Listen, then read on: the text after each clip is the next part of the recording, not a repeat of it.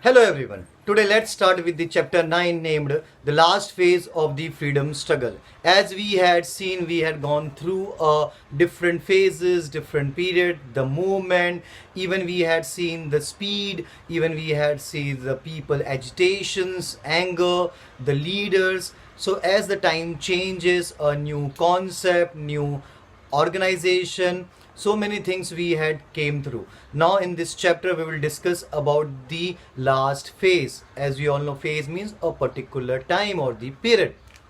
In this chapter we are going to study the Quit India movement.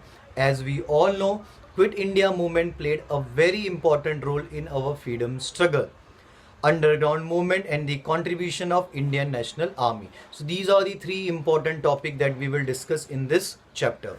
Quit India movement, the contribution of Indian National Army, and the underground movement. What does the underground movement means? As we all know, since most of the political leaders are banned, they are not able to move to the different provinces, not they are able to give the speeches, means they are not able to communicate with the people, so they continued their movement in a secret way. That's why it is called as the underground movement. And the moreover, the important contribution of the Indian National Army that led by the Netaji Subhash Chandra Bose.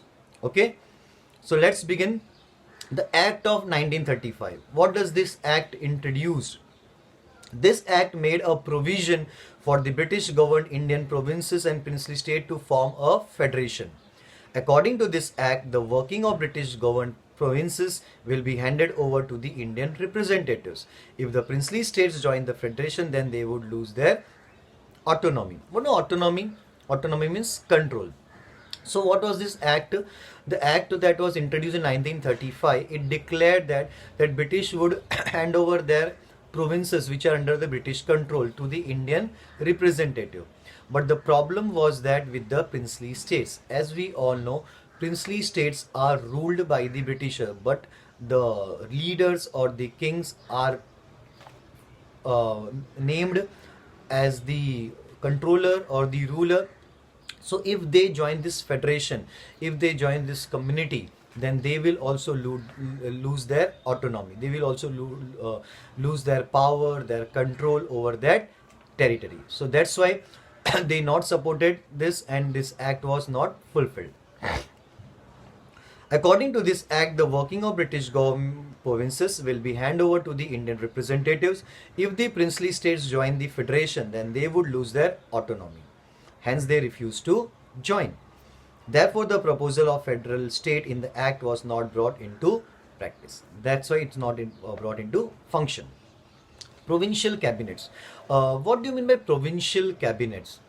Provincial cabinet means a team of ministers, or you can say the high ranking officers, is called a cabinet. Okay, so a team has been formed, those who are working for the welfare of the state or the government. So in the year 1937, a provincial cabinet has been formed. The Indian National Congress was not satisfied with the Act of 1935, but still decided to take part in the elections of provincial legislature provided by the Act. So according to the Act, the elections happened and Indian National Congress supported and they participated in the election. And in 1937, elections were held in 11 provinces. Out of that, Indian National Congress got majority in 8 provinces. As we all know, in past, in during the pre-independence period, our country is divided into different provinces, different part, or you can say regions. So the at that time in the year 1937, the provincial election happened at the different 11 provinces. Out of that, Indian National Congress won the 8 provinces. So they are in the majority, and rest or the seats are gained to the different organization. So none of the party got the complete power. In 1937, elections were held in 11 provinces in the country. Among this, Indian National Congress gained majority over 8 provinces and came to power. In other 3 provinces, none of the party could achieve majority, and therefore mixed cabinet was formed. So in this way, different organization also got a chance to involve in the provincial cabinets. Since Congress got majority, they had done so much important works from the for the Indians. Like they had supported the education. They even put the prohibit the sale of liquor. Moreover, they tried for the release of the political prisoners. What are political prisoners? Who are the prisoners?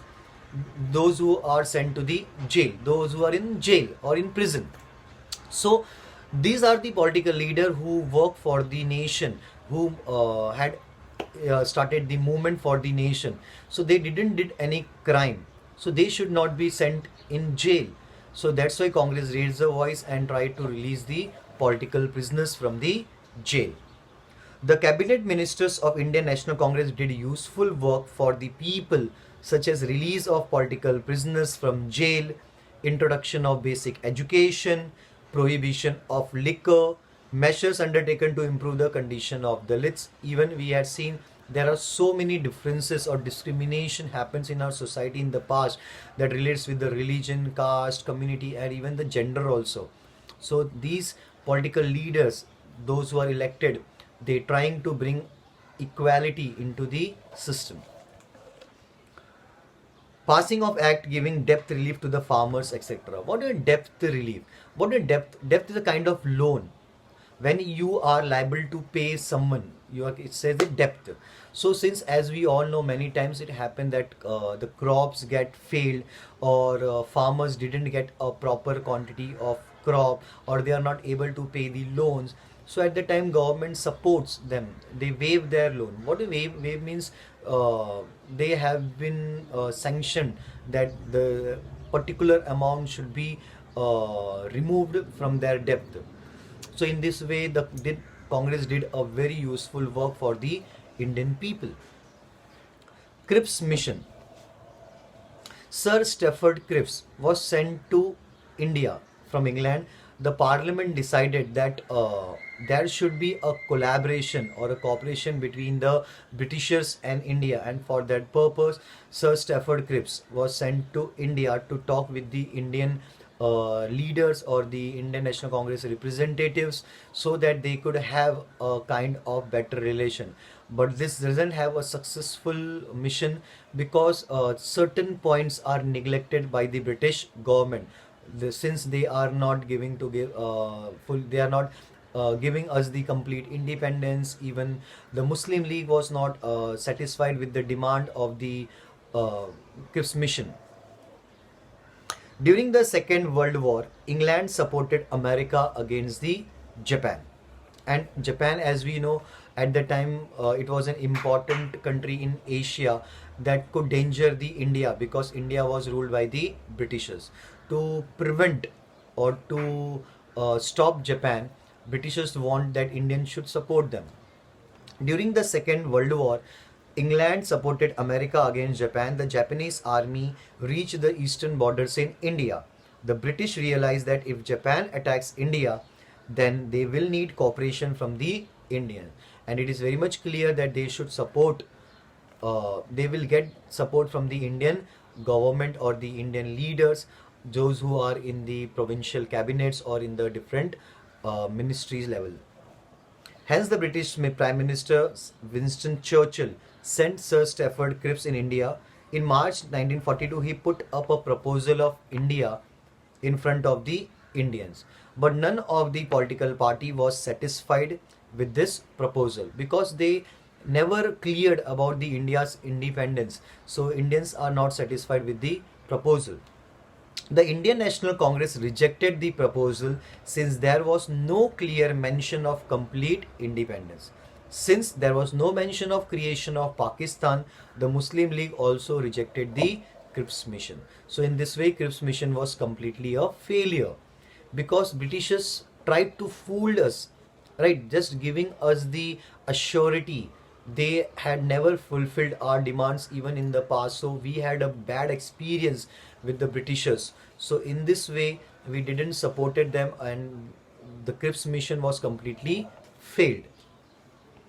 The situation between the Second World War and Indian National Congress, as we all know, In 1939, Second World War has been started, and it will give a big loss to the European nations, especially England, those who are involved in the war. The Second World War began in Europe in 1939. The then Viceroy, Lord Lithgow, declared that India had joined the war on the side of British. England claimed that it is fighting to save democracy in Europe. So at that time, sorry, Lord Lithgow was the Viceroy of India, and he declared that India should join the war by the side of Britishers, because Britishers are fighting for the democracy. So we claim that since you are saying about the democracy, or you are declaring that you will save democracy, so why not we should get independence, right? It's a valid point at that time. Since they are ruling us, why should we not get the independence? So in this way, this whole scenario has been completely changed. The Indian National Congress demanded that if the claim was true, then England should immediately grant freedom to India. England refused to fulfill this demand, and therefore the provincial ministers of Indian National Congress resigned in November 1939. Since our demands were not fulfilled, and at that time, so the leaders who are elected in the provincial elections, they resigned, because government are totally not supportive the Indians, the demands or the system which we asked to them for propagate. Quit India movement. So we started the Quit India movement in the year 1942, so that we can boycott the British business, British trade or British goods in our nation. It was a thought that Gandhiji explained the people that till now Britishers are living in India because we are supporting them. If once we stop supporting them, they won't able to stay in India, and they won't able to manage their rule in India. After the Cripps mission, the Indian National Congress decided to start an intense movement. What an intense? Rigor, deep, right? For attaining independence. The working committee of the Congress passed a resolution. What a resolution? A kind of declaration, or you can say the announcement. On 14th July 1942 at Wardha, the resolution demanded that the British rule in India be ended immediately. In this resolution, it was decided that British rule should be stopped in our country, and India should give when independence. If this demand was not fulfilled, then the Indian National Congress want to start a non-violent movement for freedom of India.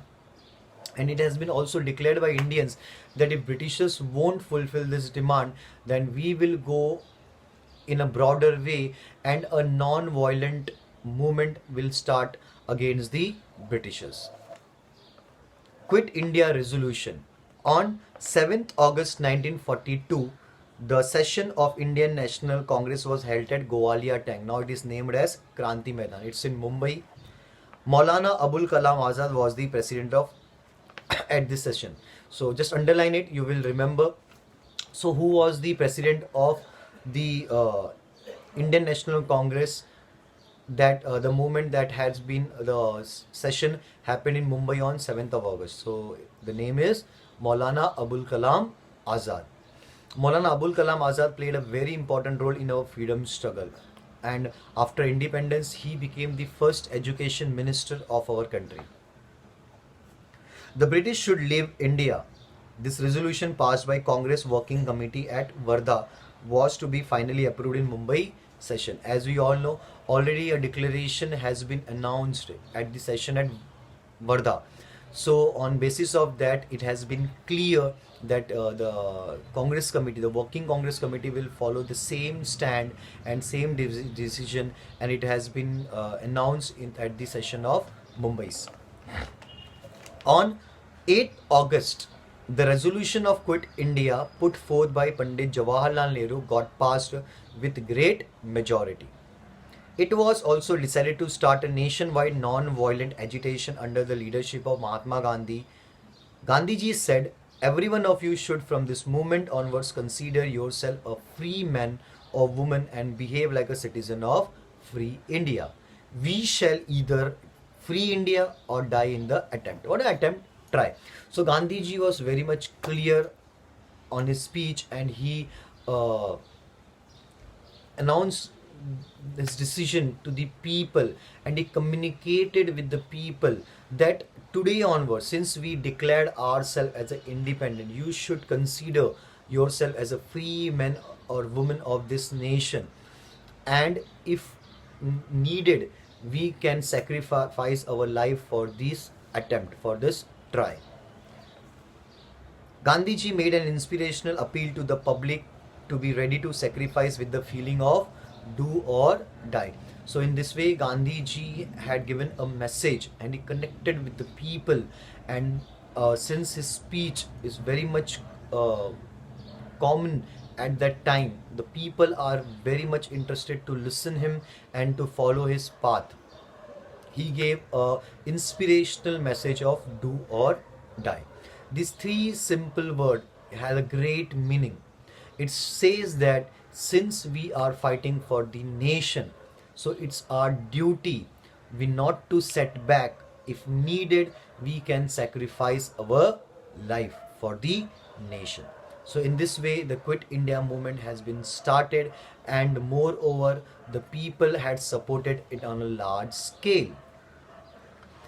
Beginning of the people's movement. What, how this people's movement began?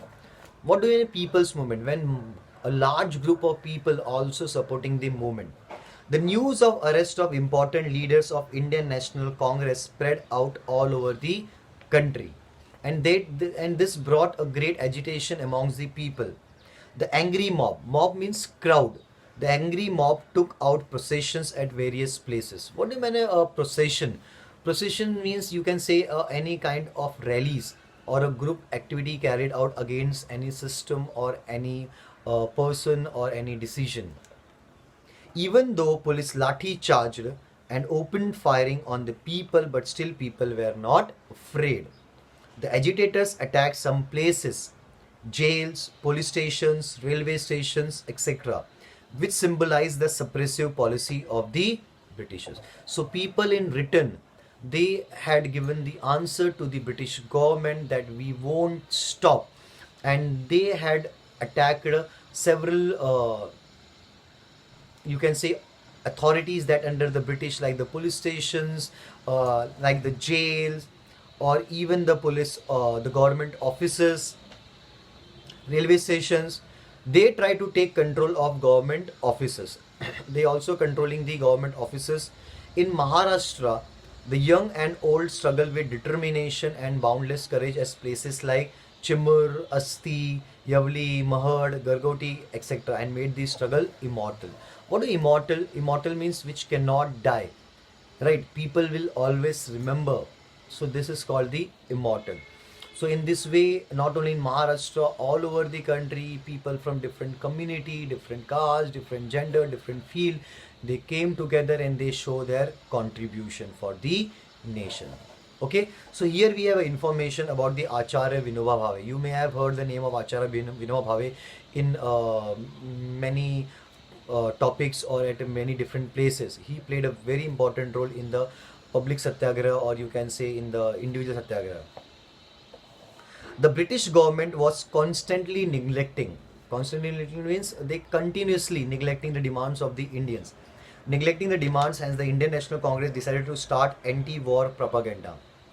For this, it was decided that instead of a collective movement, every single person should disobey the law. So it has decided that since we are following the Quit India movement or many other movement against the Britishers, so we will start a movement or in such a way that we will disobey with the British rule, British government. We won't follow the any law that made by the British system. For this, it has been decided that instead of a collective movement, every single person should disobey the law. This was known as individual satyagraha. Acharya Vinoba Bhave was the first satyagrahi of individual satyagraha. So Acharya Vinoba Bhave considered as the first satyagrahi that he managed a individual satyagraha. He followed by nearly 25,000 satyagrahis who accepted imprisonment for their participation. So since, as we know, any kind of movement or any kind of agitation has been stopped or banned by the Britishers, so at that time almost 25,000 people joined Acharya Vinoba Bhave in his decision, and they are ready to sacrifice their life, and even they went to jail. Another inspirational story, we have of a child called Shirish Kumar. At that time, he was a child, a school-going child that stand for the nation, even tried to protest against the British government, and also gathered the school-going children. The inspirational accounts of brave children. The school students also contributed in the freedom movement. At Nandurbar, the school children under the leadership of Shirish Kumar carried out procession holding the tricolor flag, and the slogan of Vande Mataram was given. So these school going children, they also have a kind of feeling for the nation, where they want that the nation should get free from the British rule. They also joined certain kind of processions or movement. The police became furious and opened firing on small children as well. You can see the condition. School going children, they are not harming anyone, just carrying the flag and reciting the slogans of Vande Mataram. They were fired by the British government. In this firing, Shirish Kumar, Lal Das, Dhansukh Lal, Sashidhar, Ghanshyam, these school children became matri. What a matri? Matri means a person who sacrificed their life for the nation. So in this way, we had seen a great movement happen in our country during that period, and it was a very crucial moment to function in the way where we planned to fight against the Britishers or the British government.